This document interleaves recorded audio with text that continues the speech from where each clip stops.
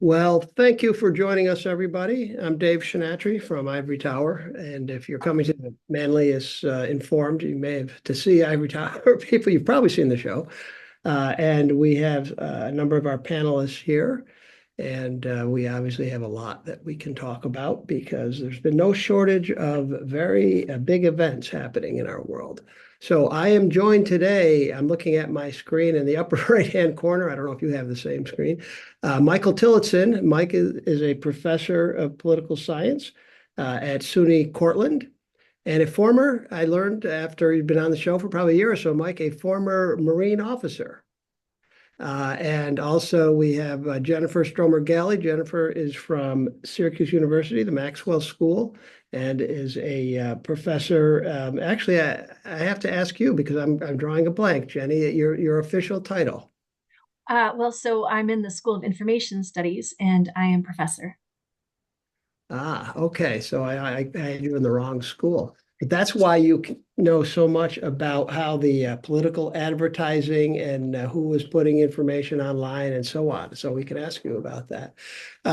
From the Maxwell School, we do have Sarah Frawley, who is a professor of political science and with a particular focus on environmental policy and environmental issues.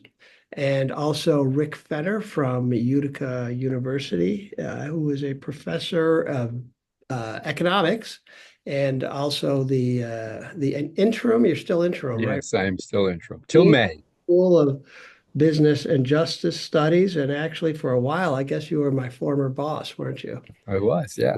Terrible employee. I never listened to Rick, Ah, including on this show. So I thought what we would do is just we'll go around the horn to continue the baseball lingo and ask the panelists about their initially their assessment of the election and their thoughts about where we are now. We've had actually it's been a week, and so things have settled a little bit, and we have a better idea of what the actual outcome in Congress is. And we've also started to see cabinet appointments being announced, which are pretty interesting, I think, and not necessarily what I would have thought in at least a couple of cases. So, Michael, let's start with you. What's your takeaway here a week after the election? Well, I mean, the sky has not fell, but it may be a tiny bit lower, to put it in a sense, right? I think there were some miscalculations made. Uh, Probably the word reckoning would be an underappreciation of the moment, but I think the Democrats going to have to do some serious soul searching, like many have said. Perhaps for me, there are 1,000 ways to look at it, but for me, her overemphasis on Trump versus outlining her ideas more often, from my perspective, was problematic. One thing that surprised me along those lines is, of course, immigration's a huge topic. And since the Biden, by executive order, changed policy at the border was it in June, I think? The numbers right now are actually, the numbers of people crossing are actually lower than they were at the end of the Trump administration. And that's something that I thought they would have been talking about it and did not. You have any thoughts about why maybe they didn't? Well, to build on that, but maybe going a slightly different direction, I think when she was asked the question, what I would do differently from Biden, I think that was a perfect moment for her to talk about the great things of the Biden administration and then talk about the things that she wanted to do, right? I thought that she missed a moment there, right? To decouple herself from him completely, maybe that's a loyalty question, I don't know. But why couldn't she have talked about the great things that his administration did and add on top of that the things she wanted to do? I thought that was a messaging moment that was missed. Right. A swing and a miss again is in our going down the baseball road. Sarah, what was what's standing out to you at this point? You're muted. Right. Thank you for that reminder. Maybe I should preface this with the caveat that I have not been reading the news.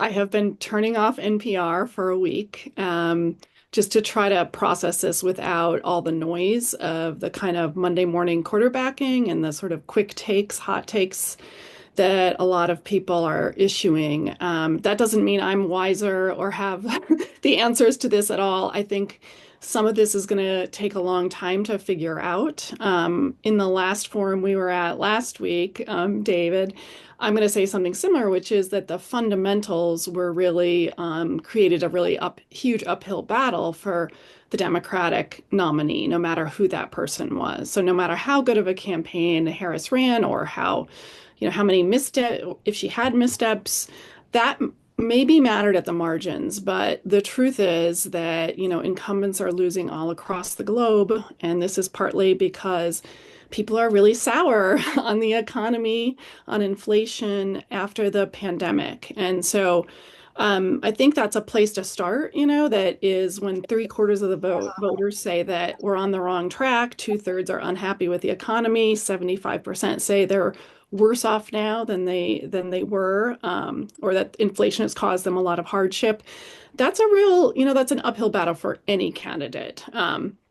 Now, does that mean that the Democrats have nothing to answer for? No, I don't think so. I think this question, one thing that kind of came to mind, and some other, I think, thoughtful people have said this, so this isn't not necessarily original on my part, is that this kind of message of like saving democracy and also the threat that Trump has posed clearly didn't really resonate as much with people outside the Democratic base. And part of me wonders if, this is a sort of bigger problem of the Democratic Party that did not start with President Biden, which is this notion that people don't just necessarily trust or believe that the Democratic Party is going to deliver for them, that it's really working for people like them. And that's a huge problem given that historically the Democratic Party was the side of the working person, right? It was on the side of, the average, quote, average American. And that's really not the perception anymore, even if some of the Democrats' policies really help out the middle class and even the poor. There's a real huge gap between how people perceive the Democratic Party, I think, and some of that's due to their own, lack of a really economic populist message. I mean, look at Bernie Sanders. He was extremely popular, with former Trump voters. And so I think one of the takeaways for a lot of folks right now, at least on the progressive end, is to try to create a more progressive economic populist message. And, that's one direction the Democratic Party could go. That's one lesson they could take. I'm not sure they will, but that's one lesson they could One take. of the things you said sort of segues naturally, I think, to a question to Jenny about that came up. Actually, a viewer wrote into Ivory Tower after our last show asking about the media impact. And you're saying that, a lot that Sarah was just saying that Harris campaigning on, the Trump threat to democracy idea that doesn't resonate with a lot of people. And a lot of people, Jenny, I guess, are getting information from places that they trust that doesn't talk about Trump in those terms. Is that something that you see? Right. So I do want to I just want to take 1 second to say I completely agree with Sarah and Michael in that this election was always going to be tough for Harris to win. The headwinds, if you will, in terms of the public's feelings about the state of the economy suggested that this was going to be a change election. Harris only had 110 days, let's say, to actually make her case. No primaries. People didn't really know who she was. So all of that, I think, suggests that it was going to be a challenge for the Democrats to take the presidency. The Senate was always going to be tough as well. And we don't know yet about the House. So, but one of the things given that I study information, one of the concerns I have is that our information environment is increasingly fragmented. The public isn't consuming the mainstream media like they used to, if they're consuming any news at all. Where they're tending to get their news is actually through social media outlets. So if they're on Facebook or Instagram or TikTok, they feel like they're getting some news that finds them as they need it. But as we know from studying the public's knowledge about current events, public affairs, and their attitudes, all of it suggests that we're kind of in a slide backwards in terms of people's understanding, appreciation, and knowledge about current events. And the challenge in that environment is then the public becomes more susceptible to false and misleading information. And there is so much of it that is kind of swirling about. The right-wing media infrastructure is incredibly potent and effective at pushing a set of messages that are factually false, but that nevertheless comport to create a reality that the public that's consuming this information on their various social media platforms, on Fox News, they are buying into. I'll take as an example, so the New York Times did this lovely detailed piece about voters in Dearborn, Michigan, which is historically been a community that has voted Democratic. It has a large Muslim population. That population actually split, voting for Jill Stein, who is the Green Party candidate, at a very high percentage. Voters in that community, Muslim voters, felt that they couldn't vote for for Kamala Harris or the Biden administration because they felt that the administration had not heard their concerns around the occupation, the Israeli-Palestinian conflict, to put it mildly, and so this was a protest vote. But looking again, you mentioned the cabinet appointments, right? The sorts of people that Trump is going to put into the positions of power are not going to favor Muslims, nor are they going to favor the Palestinians. And so they functionally voted against their interests. And I don't have this is, as a researcher, I want to understand and capture this specifically, but my gut tells me that these folks are getting information from pockets of their communities and online that is saying things about the Trump administration that are not true and that get them to actually vote against their interests. And that, I am genuinely concerned about the health of our democracy when there is not good information that the public is consuming. I mean, that's a huge topic that we can really chew on. And I'd like to chew on it some more, but we need to get to Rick and get his take on this. And so you're our economist on the panel, Rick, and that's people kept saying the economy was the number one issue. Well, they certainly said so in polls. And what is also clear is that, as Sarah said, the majority of Americans think the economy is not doing well or even poorly.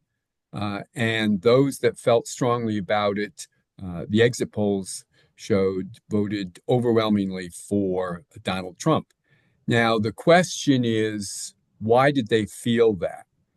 On the one hand, you can look at the traditional economic measures. The economy is growing. Unemployment is back down around 4%, 4.5%.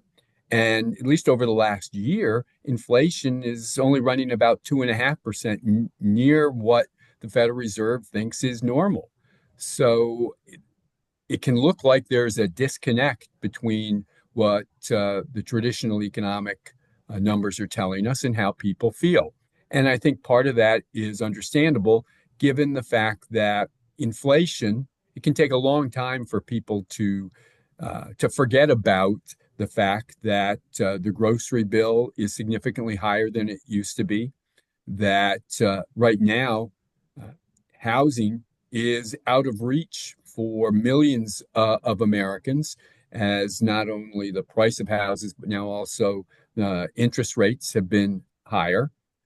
So I think it's understandable that people had that view. On the other hand, I'm going to be a good two-armed economist here. Part of this, I think, still falls down to partisanship, because if you look at the numbers, Republicans overwhelmingly were treating and saying that the economy was poor and not very good, whereas Democrats were much more favorable toward the economy. Even Republicans who reported that their own personal financial situation improved said that the economy was negative. So it's interesting to see whether or not people are being honest or objective, or whether we're falling back into these, blue versus red, Democrat versus Republican views. I did think it was interesting. You mentioned earlier that the immigration numbers had come down, and why didn't Harris talk more about that? Well, similarly, the increase in prices have come down. And they did try to talk about that, but it wasn't sufficient. People remembered the high prices up about 9% at its worst, and I think they punished the Democrats for that. Mm. Can I just add one quick thing? Because I, to what Rick said, it's really important that I would urge everyone to go look at public opinion on the economy on like February 1st, compare it to, or, or even January 19th and January 21st, because the political science data, public opinion data shows exactly what Rick's saying is that as soon as a Republican gets into office, the Republican electorate is going to feel much better about the economy and it switches on a dime. So this is true for both parties, but the Republicans it's even more of an effect for Republicans. So when they have the White House, they're much more positive on the economy. So it's sort of just lending support to Rick's. Well, it's that point chicken. there. I'm glad you mentioned that because, again, it's the chicken egg.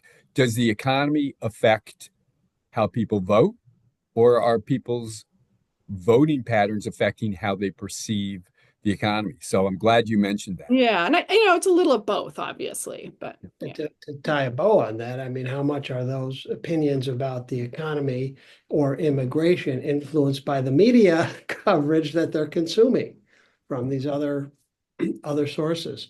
What do we expect? I mean, it's we have 4 years of at least of the Trump and then maybe Vance administration after that. Who knows? I guess it can't be the Musk administration, right? He wasn't born in the US, but he's playing a surprisingly large role. But let's just stick to the 4 years upcoming and even over the next year. I mean, President-elect Trump has promised mass deportation.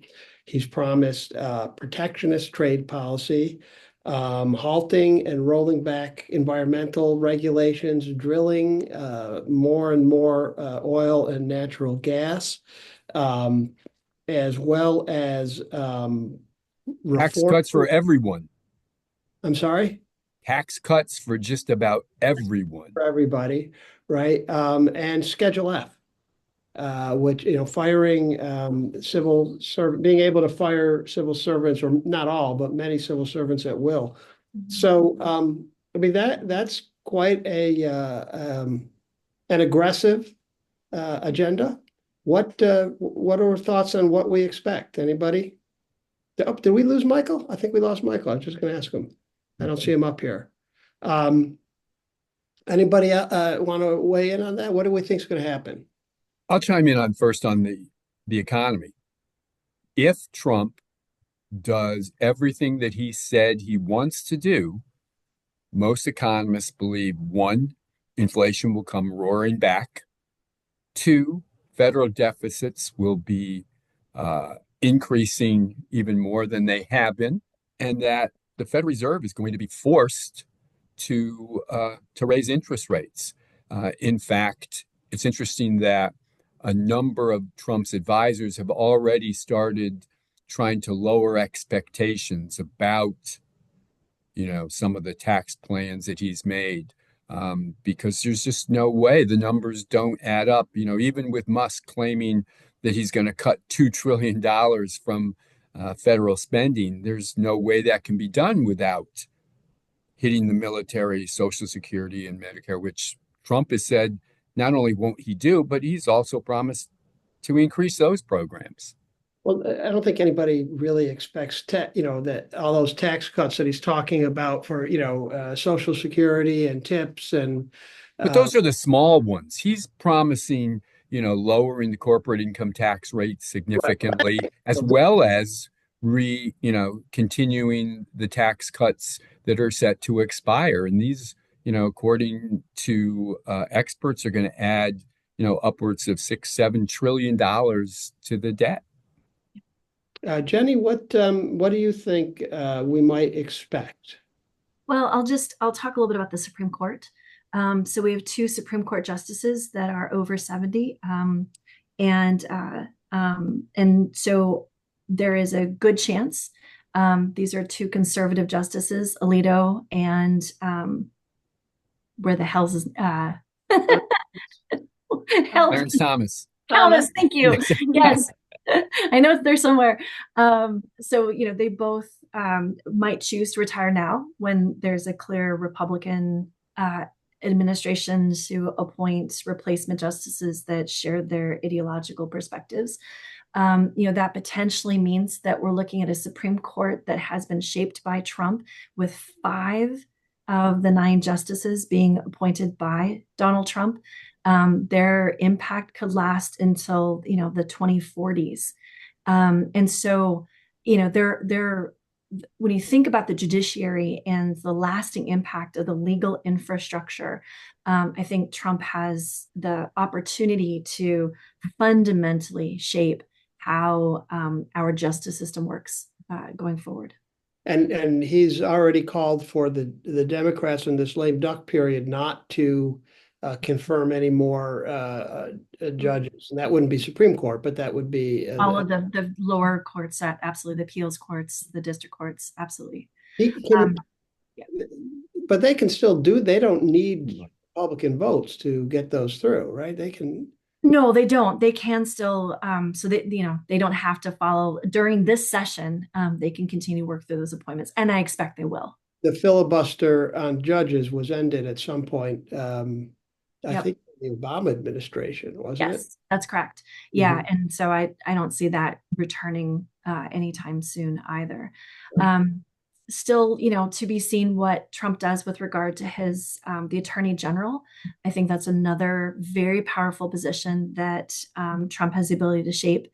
The current Attorney General still has 2 more years on his term, but I would be very surprised if Trump continues with the current state of affairs. Okay, and Sarah, what do you think? I mean, we have a name for the head of the EPA, Lee Zeldin, and certainly a promise to start drilling for oil. And we have a big climate meeting about to go on, right? What's the prospects there?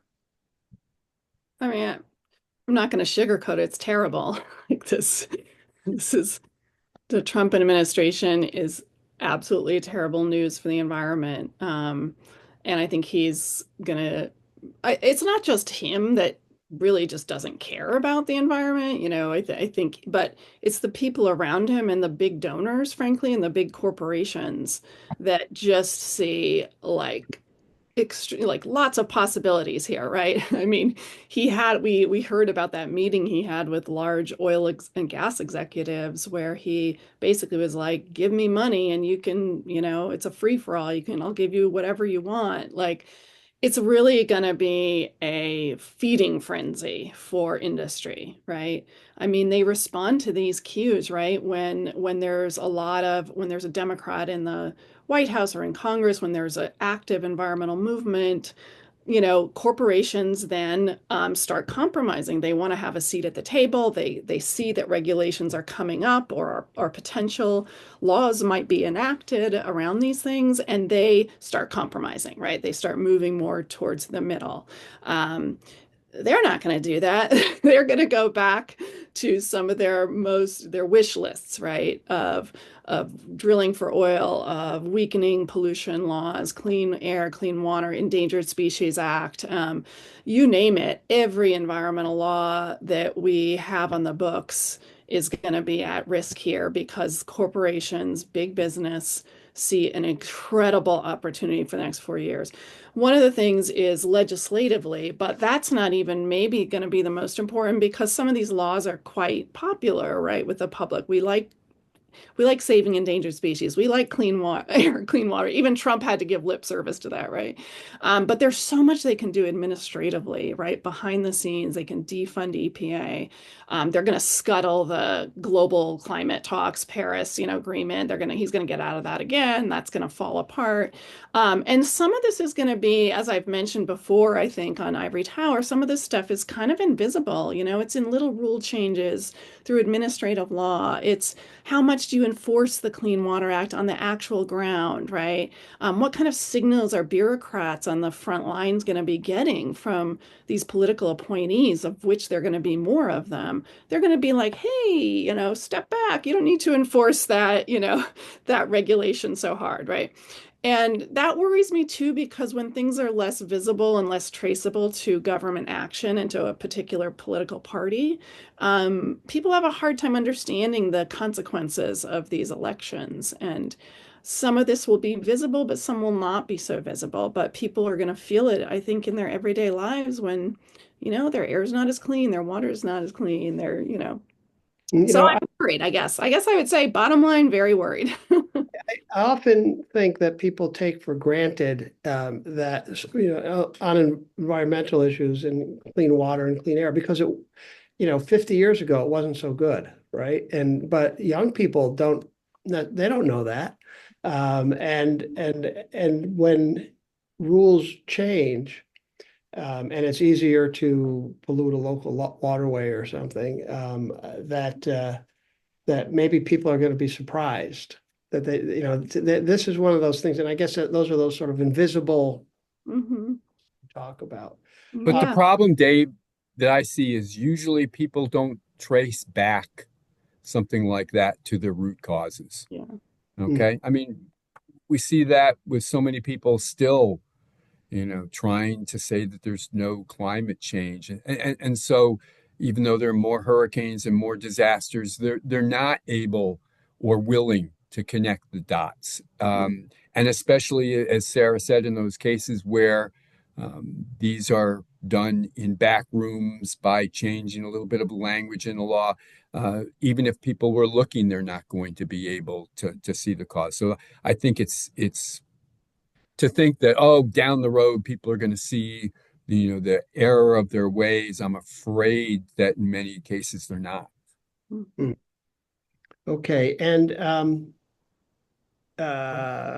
what about, I want to ask about what we've seen thus far. I know, Sarah, you said you haven't been paying attention to the news, so I'm not entirely sure how you've managed to do that. Although I do understand the desire not to get just overwhelmed by everything going on. But we've seen, I think, a surprising number of names put forth already for cabinet positions for just 1 week in.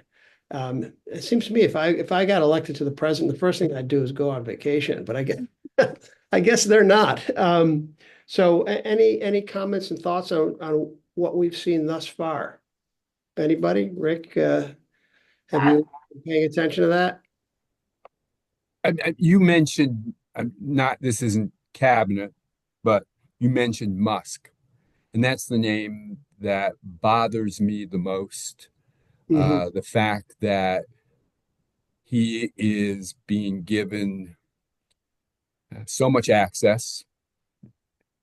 He's going to be having so much influence, I think, including a call with Zelensky. I mean, just crazy things here.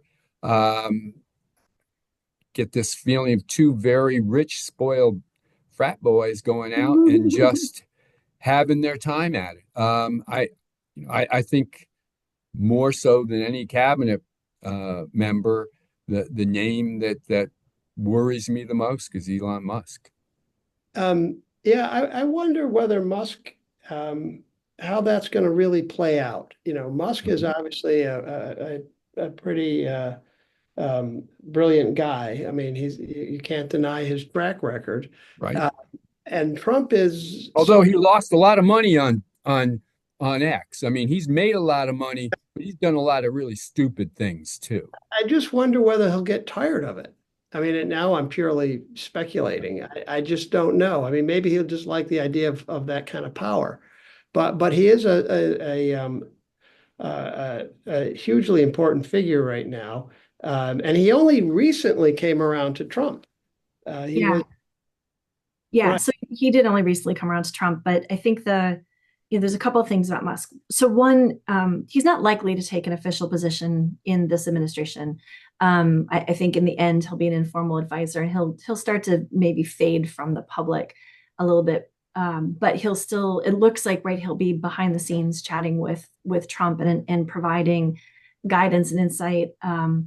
But it's worrisome. He owns X, which is still an important social media platform that has increasingly now marched, I think, to the right in terms of the user base. I've been watching this massive exodus of people from Twitter onto Blue Sky and Mastodon as alternative social media platforms. And so, what's left is a pretty right-wing community. I've just been watching tweets from Nick Fuentes, and this my choice, your body, my choice, which is a direct attack on women, basically saying that women don't have bodily autonomy. They don't even have the right to say no if they're sexually assaulted. It's extreme, these messages that we're seeing on this platform. And Musk amplifies that messaging. So, if you're on Twitter, you can't escape Musk, even if you try to. And I have tried. I've tried to block him. I've tried to unfriend him. He still crops up in my feed. So, his megaphone through Twitter is really powerful. And the challenge I have for journalists is stop covering what's on X, because journalists, there's really good research about the interrelationship between what happens on social media and what happens in the mainstream media. The two communicate with each other and sort of increase the messaging.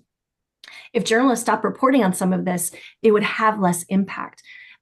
So journalists are going to have to get used to the idea that maybe X isn't the kind of platform to the elite that it used to be. It's still going to be a platform to the right wing, but not to the public writ large. So But I mean that Sarah. brings up the point that now Trump has a cable network station. I mean, he has had a long Fox News, right, with huge viewership.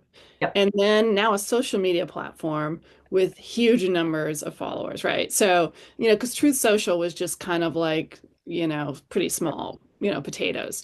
So, imagine that, getting back to your point, Jennifer, about like this need for like the Democrats need an alternative media strategy big time, right? They have for a long time, but even more so now is like, how do you reach people, right? And they cannot rely on their old strategies. And I think particularly now with both having Fox and X, it's really daunting task. And one more thing about, the appointments. I have not been paying attention. As I said, I did just quickly see that Stephen Miller is going to be his chief of staff, which I think that should be pretty deputy chief of staff. I think chief of staff. Deputy, yeah.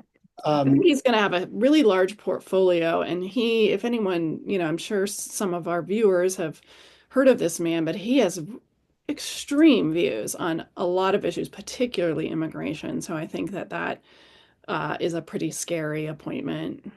Mm-hmm. I want to go back for a second. Jenny, you said you've been tracking people fleeing X for Blue Sky and Mastodon. Is that since the election or just since Musk bought the platform?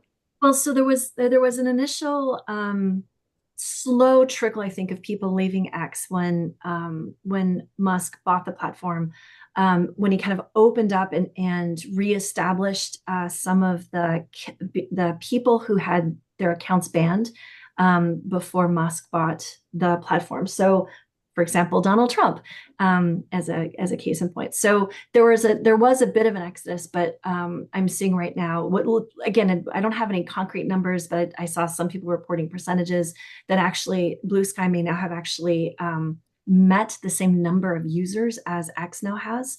So that would be pretty noteworthy, because that's about 19% of the public.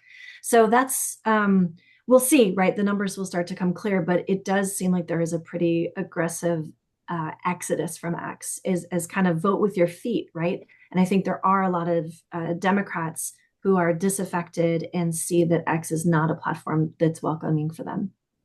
Now, back to the appointments that we've seen thus far. Stephen Miller, he was, I think, the first person. Well, Susie Wiles was the first person named as chief of staff, who actually will be interesting to see because she ran a disciplined ship during the campaign, and of course Trump is not disciplined. So, how that's going to play out, whether she'll be able to control him. And control messaging and leaking, because there was a lot of leaking in the first Trump administration. And then Miller and Thomas Homan at ICE. But then some of the others, like Marco Rubio as Secretary of State and Michael Walls as National Security Advisor, I was thinking that was going to be Michael Flynn.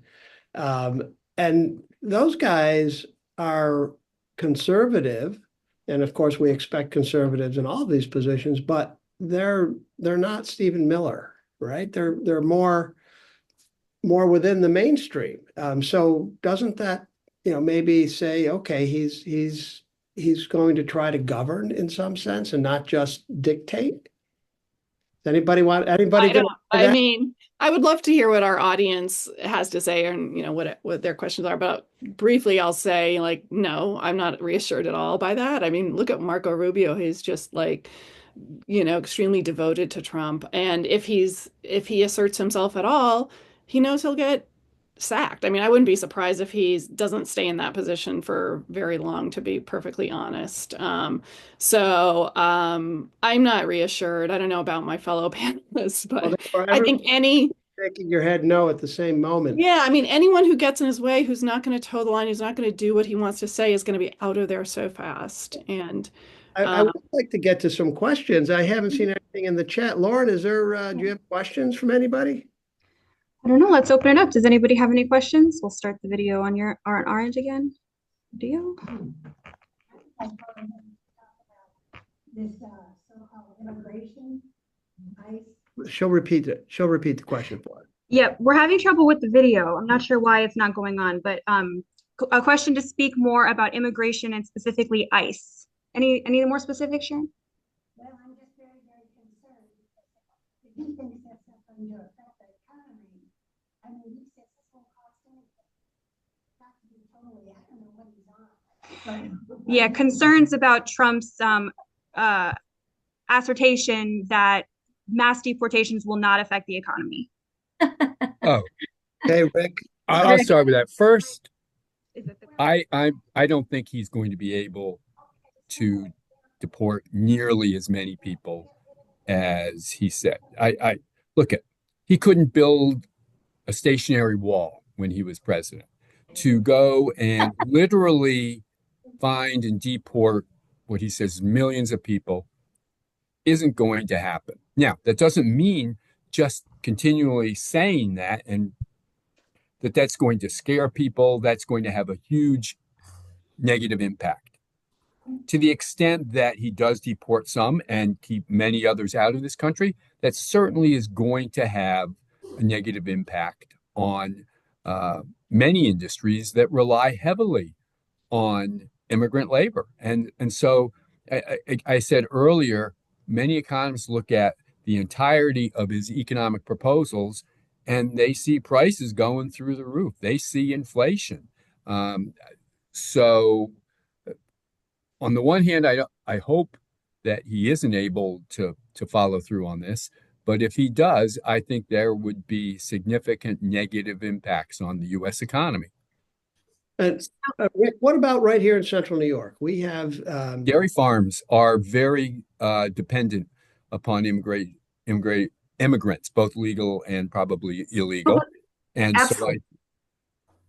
So they definitely need workers. The government then actually, so there's this, so Homan, the new border czar, right? He's announced that he wants to push for workplace raids as a starting place to root out immigrants.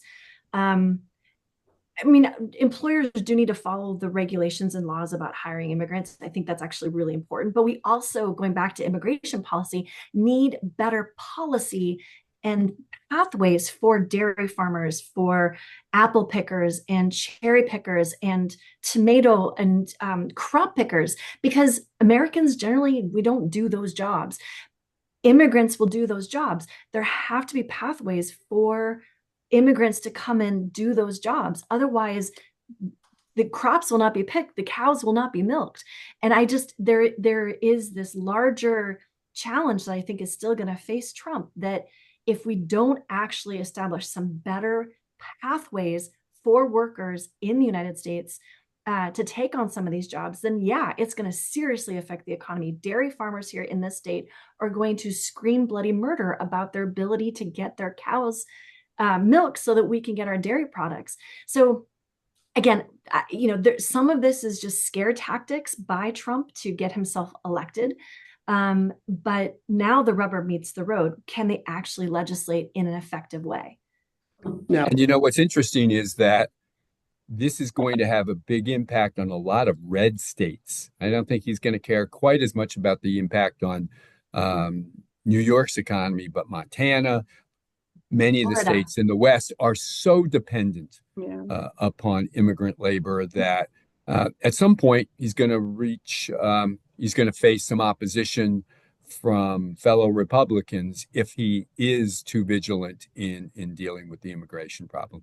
Now, a point that actually Luke Perry made in one of our discussions last week was that along these lines, that many Republican organizations, even like chambers of commerce, would push back against this, and that the opportunity or the chance to change immigration laws along these lines, or not even the laws, but just deport people, that they had the opportunity to do that before, and it didn't happen in part because of these business organizations that said, "Wait a second, that's cutting off the nose to spite the face."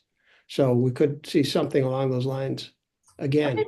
That nobody ever talks about with regard to immigration is that in the United States right now, our birth rate is less than 2 kids per family.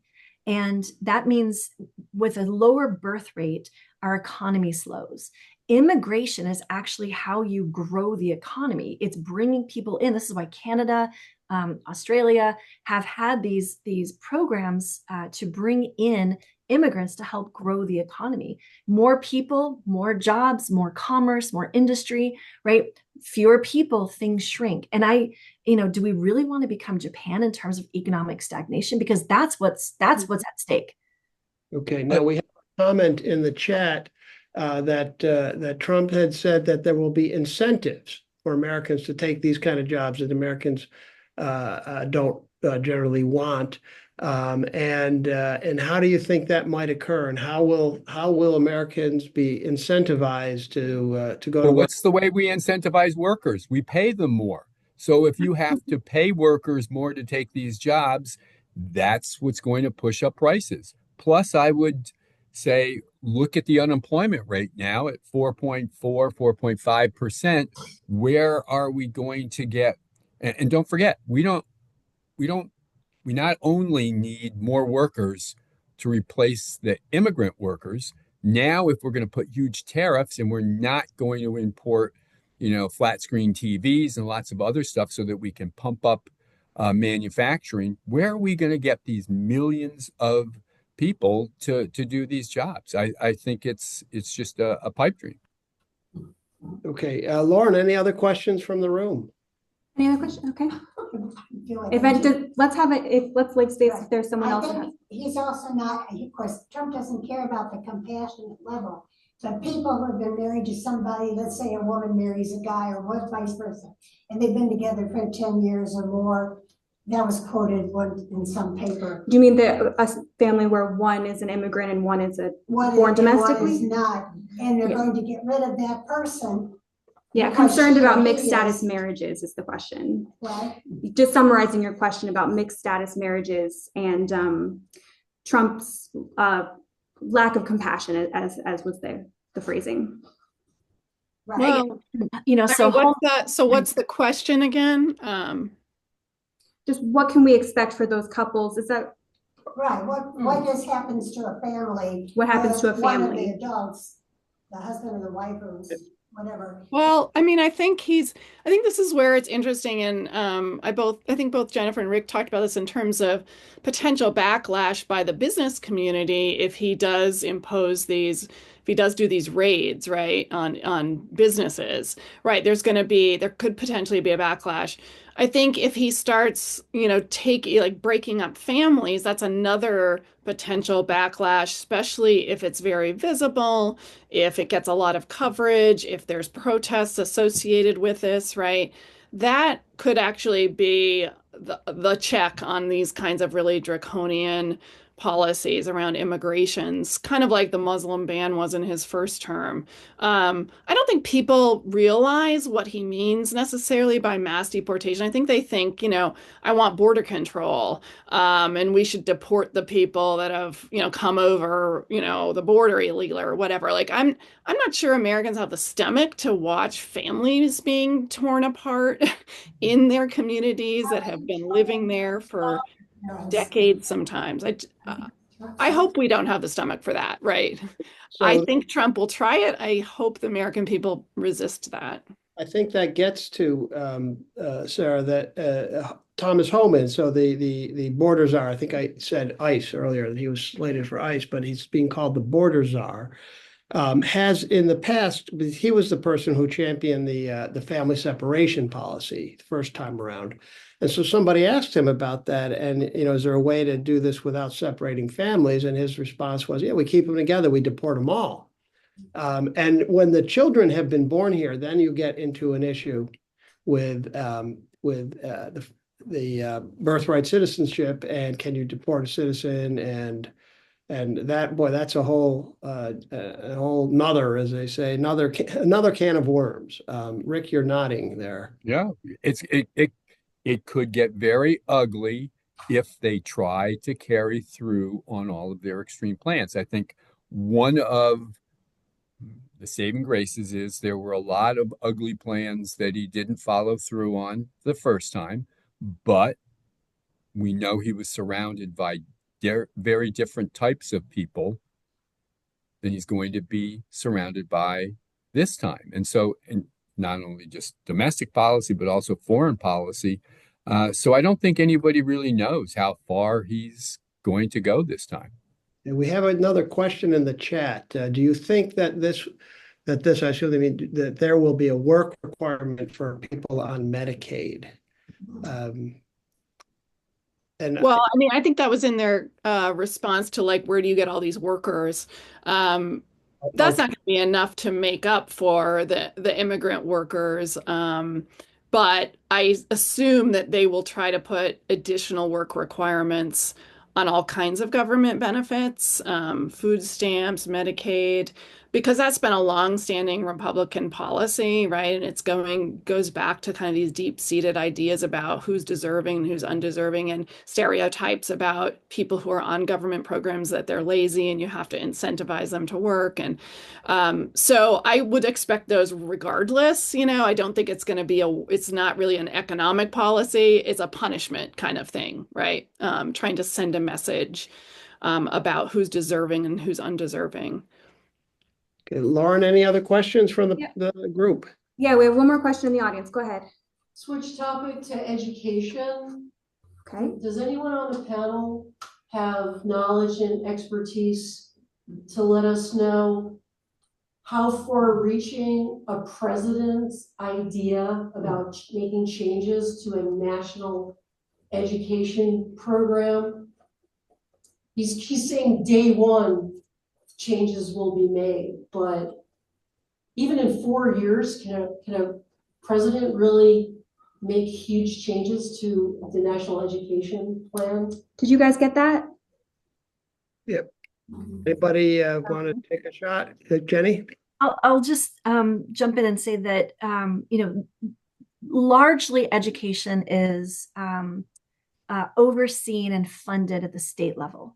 So the states, education is still very much something that is handled at the states. When George W. Bush was president, he was fairly unprecedented in trying to create greater federal oversight of education. That's how we end up with Common Core. which is this kind of set of expected curricula that must be in all schools across the United States, and that some federal funding was tied to that. I haven't seen the percentages now, but it had been roughly only 6% of any given public schools funding was coming from the federal government. So very small, less than 10%. Nevertheless, right, I think the federal government does have an important role to play. The Pell Grant, which is a federal granting program for poor kids. Actually, I went to university my first 2 years on a Pell Grant that allows for poor kids to be able to gain access to public universities and private, but money doesn't go very far at private schools. Anyway, so there's that. I think they can try to do more to establish curriculum and push for particular sorts of messaging in curriculum. But it's still largely a state issue. I don't know, Rick and Sarah, if you've got thoughts you want to add on that. I think you're right. I largely agree. But the federal government does help out school districts that I think are I could be wrong on this, have like a lot of special needs kids and things like that. So there's sort of extra federal money, I think, to go to some school districts to help kind of create more equity. I wouldn't be surprised if that were gone, and there might be some kind of initiatives that try to help or, encourage states to do what like Arizona is doing, which is these voucher programs, which is essentially have proven to be extremely expensive. And also largely the bulk of the money, taxpayer dollars, is going to families who already had their kids in private school. So basically what it's doing is it's subsidizing private school tuition for people who were already in private school, right? And so you can imagine more like some kind of efforts to push that, kind of like Betsy DeVos did as well. But there's limits to what they can do because this is mostly a state and local project. Yeah, and if anything, if I recall, he was in favor of abolishing the Department of Education, Right. wasn't he? So if anything, I would think that he'd want to turn more of this over to the states and cut what funding there was to help equalize educational outcomes and things like that. So But they that's how I would expect him to try to do it. I mean, even not just during the campaign, but even prior to that, things like affecting curriculum in schools. If you teach critical race theory, for instance, Right. you should that would be, I guess, on higher ed level, federal funds or other things that were not considered, I don't know, patriotic enough, maybe is a way to put it. So there is that there's an interest in pushing curricular ideas. There is. I think focusing on higher education too, as Jennifer alluded to, might be an area because so many universities get a lot of federal money, right? And so you can threaten to withhold federal money. And, even private universities get federal money through all these various NSF grants, et cetera. So I think they're going to try to use what they can, threaten for a chilling effect on speech, probably, and on curriculum programs at universities in terms of diversity education, et cetera. I think there's going to be enough people in that administration that have this as, laser focused on higher ed, especially. I think so. The research I do has fallen into, I've gone crosswise with various politicians and members of the public over the years. If you do research around social media, misinformation, disinformation, those research programs are dead. You will not be able to get grant funding to study the information environment online. That money is gone. There's definitely a chilling effect that's happening. Jim Jordan, who's heading the Judiciary Committee, has actually pulled faculty members from universities of Wisconsin and Washington and Stanford to explain how they're censoring conservative voices. And it has a chilling effect on researchers who are saying, I'd like to pursue this particular question, but do I really want to face having to be, called to account by the likes of Jim Jordan? And so, I worry a lot about the humanities and the social sciences and our efforts to try to understand and explain right-wing extremism, these kind of authoritarian tendencies we're seeing in our political sphere. All of that research is going to get harder to do, and that the National Science Foundation, the other agencies can functionally be weaponized, including the Justice Department, to really make it uncomfortable for academics who ask hard questions. And journalists too, actually, to boot. Is there private money, Jenny, that could replace some of that? Well, so I just had a conversation today on that very subject with there's a coalition of independent technology researchers. And I chatted with one of the directors of that group today, because my concern is that with the federal government pulling back on this sort of research, maybe that opens up for philanthropic organizations and nonprofits to fund. But my concern is that with the current political environment, that they're not going to want to touch this sort of research either. That because let's say the Ford Foundation, which has funded research around democratic initiatives, they might just say, you know what, we just don't want to be in that space because we don't want to draw the ire or have the IRS functionally, now investigating their books because of what they're funding research around. So, I mean, this is a worst case scenario, but honestly, friends, that's where my head is at right now, is that we're kind of in a worst case scenario in terms of freedom of research, freedom of speech in ways that I didn't expect to experience in my lifetime. Okay, Lauren, anything else? We're getting towards the hour here, but last question, if you have one. Any final questions, or we might just let you guys have concluding thoughts. Anything quick? We're not getting anything on this end, so feel free to wrap it up. Okay, well, anybody see a silver lining? I think, Dave, I said the only silver lining, said this last week.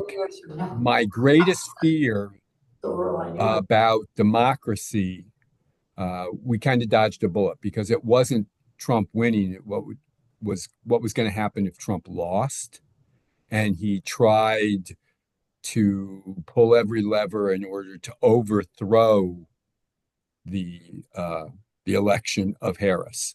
So fortunately, unfortunately, the election wasn't close, and so that didn't come about. So if you really want a silver lining on some very, very, very dark clouds, I guess that might be it for me. I would say that does raise an interesting point, that the claims of a stolen election and stealing the election and election integrity and all that kind of went out the window right here. Well, except on Threads, which is a social media platform that's owned by Meta. There's actually the algorithm is amplifying conspiracy theories on the left that Republicans effectively stole the election from Democrats. That there is, we've talked a little bit actually in the show last week, that there's roughly 12 million votes. 12 million fewer Democrats voted this election than they did in 2020, which raises questions like, where did those votes go?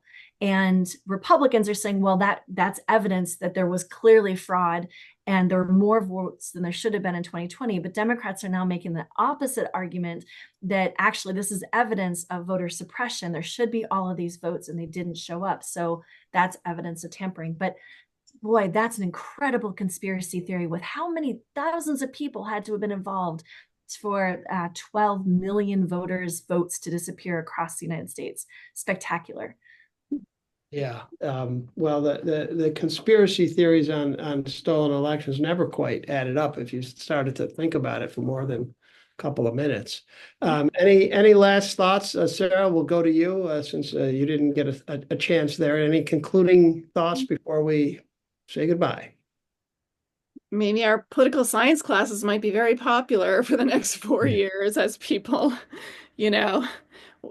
hopefully get engaged in politics. That's what I'm hoping. And we really need to figure out a way. Maybe the Democrats, this is an opportunity for them to really rethink everything, right? And to consider, like, how can they be the party of reforming our democracy? If people don't believe that the current system's working for them, you can't really get them to be afraid of losing democracy if they're not feeling like democracy is currently working. So how can the Democrats both defend democracy but also improve it by maybe talking about these important structural changes like campaign finance reform, like taxing the rich, these things that might give people, lobbying reform, that might give people some hope that the system is not as corrupt as they think it is. Okay, well, thank you. And thank you, everybody. Thanks, guys, for giving us some time today. Thank you, Lauren, and your folks at the Manlius Library. We always enjoy chatting with people on these little events. Thank you very much. We appreciate your time so much. Thank you. Thank you. We got some thanks from the audience. Thank you. Thank you. Bye. Bye. Thanks.